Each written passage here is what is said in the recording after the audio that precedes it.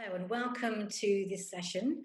And today we'll be talking to Stephanie Umebuani, who is the PR Apprenticeships Manager at the PRCA. So just before we get going, Stephanie, tell us a little bit about yourself and also what the PRCA is. So as you know, as Paula has said, I'm Stephanie Umebuani. I manage the apprenticeship program at the PRCA. So we are, or PRCA is, the world's largest PR professional body, and that just means that we represent over 35,000 PR professionals in 70 or so countries worldwide. So the idea of our organization is to better the industry, to promote the industry, and maintain the standard of it as well. So we have lots of different training courses that we offer. We run campaigns around things like gender pay gap, making sure that interns are paid, for example, and then we run an apprenticeship program as well. So lots of events that we hold as well, networking events around, sectoral ones like HR, creative, digital, and essentially just bringing PR professionals together in formal and informal environments, whether it's things like conferences that we hold, and people just being able to share best practice as well. So that's what we do. But in terms of the apprenticeship program, should I talk a little bit about that and what it is? Yeah, I suppose let's start off with talking about what PR is and why PR is a good industry to enter. So obviously my background, I went to the PR in the 20s. So in my 20s, and over the past 2 years, I've been an apprentice mentor and assessor with the PRCA. So obviously I work with Stephanie. And PR was a good career for me until I changed into, until I combined it with psychology. So Stephanie, tell us a little bit about what PR is and why it might be a good career for some people. An easy way of explaining PR and the way that I do it at things like careers events is more so that PR is all about reputation. So how a company or a brand or a famous person, for example, is being viewed by the public. So making sure that anything that goes out about them is as positive as possible. If it's not, then obviously the PR professionals are the best people to try and figure out the best way to respond to these situations. So I would say that PR is a good profession to go into because it offers sort of a wealth of opportunities. So, I mean, a PR job could see you organizing events, managing clients' accounts on Twitter and other social media platforms, writing press releases, placing stories in newspapers and magazines, and promoting some of the sort of world's most exciting brands. So, I mean, I think it's very versatile. So it allows PR professionals to work in a large range of industries and sectors, just because, if you have an interest in tech, for example, agriculture, government, celebrities and what they get up to, charities and gaming, hospitality, literally the list goes on. So the beauty of it is that PR is needed in every business, no matter the size, no matter how small or big. People need to know about it, whoever the target audience is. So essentially within that, you can be a communications officer, or marketing manager, or public affairs director and things like that. So it is very versatile. So I think the biggest piece of feedback that I've ever gotten from a PR apprentice, or PR apprentices as a whole, should I say, is that no 2 days are the same. So PR is never going to be boring, and that's something that people that work in PR can bank on. Is the fact that you can be working on lots of different things at once, especially if it's a small PR agency. I would say that it is a growing industry as well. So things like social media, content marketing, influencers, just general networking and blogging and things like that. Those are, all part of the PR profession, and staying up to date with the latest trends, things like, there's a lot of things that come up on Snapchat, for example.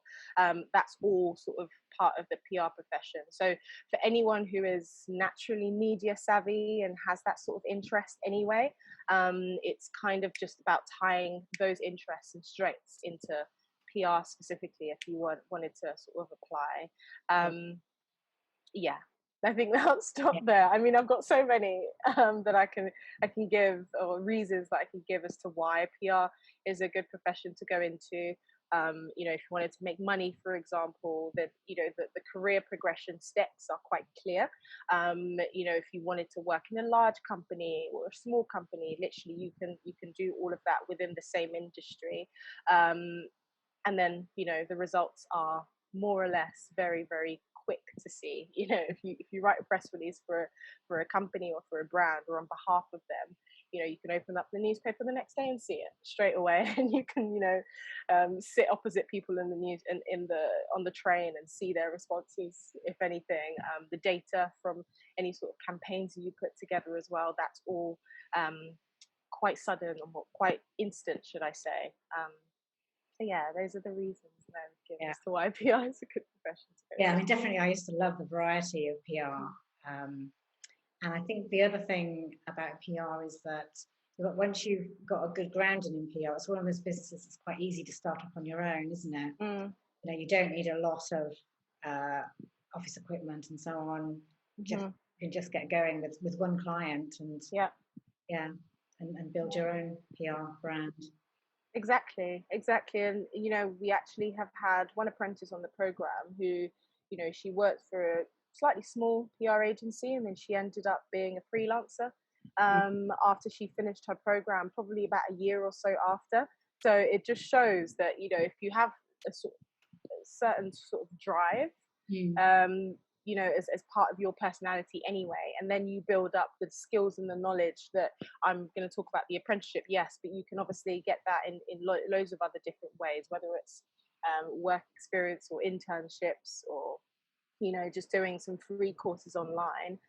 After you've done all of those things, as you said, Paula, you can literally just, you know, get one client and make more people know that they exist, and, you know, let more people know about what they're even getting up to in the first place. So yeah, it's more so to do with the drive and where you want to take your career at the end of the day. But that's lots of variety. So, I mean, when I got into PR, it was basically I trained as a journalist and then moved over to PR, and it was sit there, pick up the phone, let's see if you're any good, and away with you. I mean, it's very different now, isn't it? And it's obviously a very respected route into PR. So tell me about the apprenticeship and what it involves. So it's a full-time job. I think that's a good way to start. And it's a level 4 apprenticeship. So it's a higher apprenticeship, the equivalent to a foundation degree. That's the first year of university. And essentially, you would be working in a real-life agency or consultancy or in-house team in a company like, say, Warner Brothers or Co-op, or, you know, lots of different companies like that have a smaller sort of, or lots of different PR teams. And what we do is essentially guide you through the process from the theory perspective. So obviously you'll be working in the company full time, but one of the days in the week, then you have to spend on your coursework. So that's called off the job work. So essentially you're tying in your practical work with the theory that you're learning in the training courses that are part of the program. You know, our apprentices anyway become members of the PRCA in their own right, so they're able to build their own professional network. I always say you can come to any sort of professional events that we hold, you know, build up your network, but also meet people in different sectors. But at the moment, they're all virtual, obviously, due to COVID, good old COVID. So yeah, it's essentially a full-time job. In the first 15 months, you're training towards something called a level 4 diploma in PR. And then in the last 3 months, you're being assessed on something called the PR and Communications Assistant Standard. And that standard is just all of these knowledge, skills, and behaviors that have been agreed by PR professionals of different levels, in different sectors as well, that, you know, these are the knowledge, skills, and behaviors that a PR and Communications Assistant should have. So in the first 15 months, you're making sure that you're developing those things. And in the last 3 months, you're showing or demonstrating that to an assessor. Yeah. Essentially. So that's what the program is. You're getting paid by the company that you're working for, and they're paying for your training to us. So essentially, all you need to do is show up and be really keen and put in the work. And all of the financial stuff that goes into it, the company handles it. Yeah, yeah. And is it suitable for any age? Yes. That's an easy answer. It's not just for young people, 100%. I know that's a misconception, but for ours anyway, it's a level 4, so naturally the progression would be from a level 3, for example, and that is the equivalent to A levels. But apprenticeships as a whole, they range from level 2 to level 7. So, that's starting from GCSE equivalent to master's degree level. So that really does range. And there are a few people who they start off in one industry and then they want to change. And you can do that. I think the oldest apprentice that we've had on the program is 56. So there is, that is still then for a level 4, but she wanted to, change the direction of her career. And, why not? So essentially she was able to, do the whole program. She was actually working at the company already, funny enough, in a completely different team. And, she's now been trained up and completed the program. So we're really proud of that one. So yeah, the level 4, which is obviously the one that we do, is sort of somewhere in the middle of the 2 and the 7. Okay. So if you like the idea of a PR apprenticeship, what are the skills that would be useful? How can you put yourself in the best position to get taken on? Good question. I would say that any sort of communication skills that you have, you should definitely be putting those forward. I'm sure you can agree yourself, Paula. Yeah. I feel as though if you have creative skills, writing skills, you are very interested in current affairs and the media and just sort of how things work behind the scenes, brands as well, specifically for agencies, but just generally it's a specific sort of drive that I found that people that work in PR have. And yeah, once you've got those sort of core skills like communications, creativity and interest in the media and stuff like that, then everything else you can sort of learn, just because PR is so broad. I always say PR is niche when I'm talking about the apprenticeship, but then in situations like this it is broad because it's needed everywhere. But there are a few different routes that people can take into PR if they've done A levels, and or equivalent, should I say, because obviously there's BTEC courses as well, and they've not sort of attended in a university or completed a university course in something that's connected to PR, then they can look into applying for the PR apprenticeship, no problem at all. We sort of support applicants or candidates that are interested in the apprenticeship and sort of lining up the interests and skills that they already have, with things that we're looking for as well. And then if you have done a degree that is quite related to PR communications, then you can get into PR by doing a graduate scheme or doing some work experience or looking at any sort of companies or PR agencies that are local to you that are offering internships, because a lot of the times they are kind of keen to get the help. And in that way, then after you build up the experience, then you can start applying for junior PR roles on a more full-time basis. But I would say a good place to start is definitely local PR agencies. But if you wanted to go into internships, then we have here on the PRCA website actually a helpful list of PR agencies that pay their interns if you don't want to work for free, which is no one should be doing that. But obviously some people value building up their experience more than they do money, but not everyone's in the sort of position to work for free. So we've got that list on our website, or just email me if you want me to send it over. Brilliant. And you mentioned sort of being a bit media savvy, so of course social media is changing all the time. Would you be expected to be up to date with how to use TikTok, for instance, or whatever's the next along? So we don't expect everyone that applies for the apprenticeship to be, completely media savvy in terms of social media and know exactly what all the different platforms are for, and who the audience is, or what the audiences are for that specific platform. But I mean, that's what the course is. So we have so many different training courses that are related to social media that sort of break up the platforms and the best ways of using it, and obviously then you can apply what you've learnt there to your day-to-day role, and it's different. So if you obviously worked in the public sector, the way that you use social media will be very different to if you worked in the creative field. So essentially it's just learning the foundation and then applying it afterwards. But I mean, I'll be honest and say that in application, when people mention social media and even just the recognition that social media is used in PR makes you look better than the people that don't reference it. So yeah, any sort of, I mean, influencers at the moment are booming. Yeah. So that's all social media. Yeah, absolutely booming. So tell us about the application process then. What actually happens?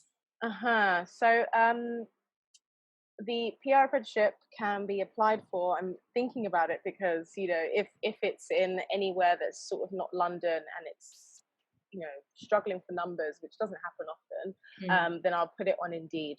But more often than not, it goes on to the National Apprenticeship Service website. We post it on there with all of the things that we need, the skills and qualities that we're looking for, and then the sort of things that you'd be getting up to in the company, with the information obviously of the company that you actually be working for. And then we sort of use a scoring system, looking for all the things that I've mentioned before. Proactive skills as well, which is something that I didn't mention. Any good A-level grades actually is one of the things, but again, the foundation level is your communication skills, whether or not your application is fluent. That's actually one of the things that would come into our scoring as well. So yeah, if you apply on the National Apprenticeship Service website, then hopefully, fingers crossed, then you'll make it through to the telephone interviews. After which, I'll pass on the strongest candidates to the employer, who would then obviously take it how they want. Sometimes they might ask for people to do, what was that, sorry? The employers decide who they would like to work with. Yeah, they do. So we'll pass on the strongest, and obviously we support in the decision, but a lot of the time for the decisions, it tends to be who is going to fit in their team and things like that, and we can't really we can't make that sort of decision for the companies, but we try and make sure that the people that are sent over are they're competent enough to be able to do the job, and then it's up to the employer. But in that final stage, it might not be just a face-to-face interview, and I say face-to-face, but obviously virtual now, but they might ask the applicants in the final stages to write a blog. They might give them some sort of topic to cover in that blog, and it might be that they'll send it on a Monday morning and then say that we want it on Tuesday evening. So then obviously that's setting them a deadline, and just understanding sort of what that person's writing style is, and that can form part of the decision. That's being done a lot more now, if I'm honest. But other than that, there's lots of writing that happens in the application, hopefully. And then we've got an applicant details form that comes after that as well, just to find out a little bit more about the applicant and how their skills are related to the role. Okay. And just with COVID, and obviously a lot of apprentices are working from home at the moment, has that changed the actual apprenticeship itself? The apprenticeship itself, I would say, not as much as we would have thought. Most of the apprenticeship is remote. So our mentors were already meeting up with the apprentices every 3 months. So everything is online. So we've got a portfolio that's called One File, which is an e-portfolio. All of the evidence that the apprentice gets from their day-to-day role is uploaded on there.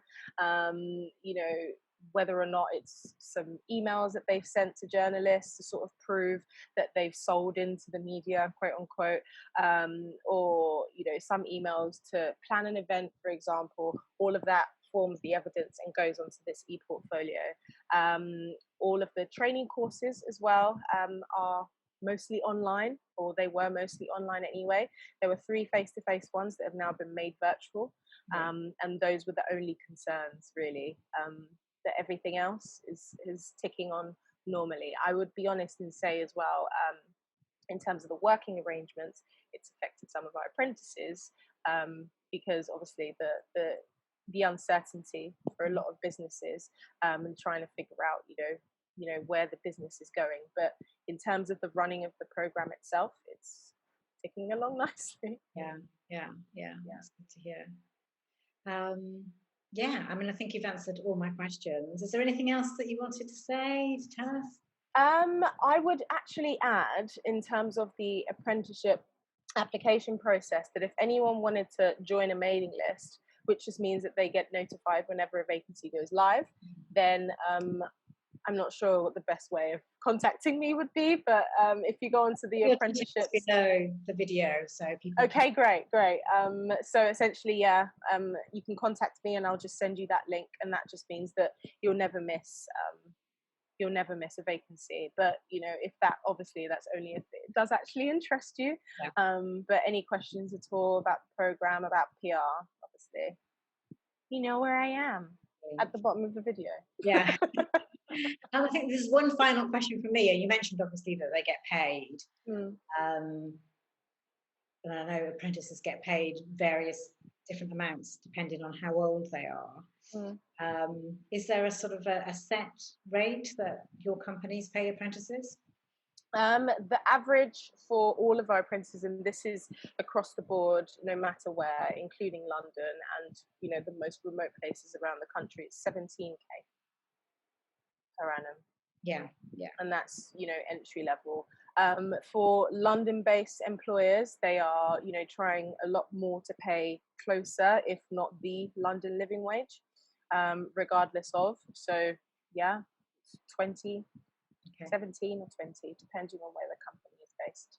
And once they've finished the apprenticeship and say they get a junior role, do they expect to earn then? It all depends on the company, I guess.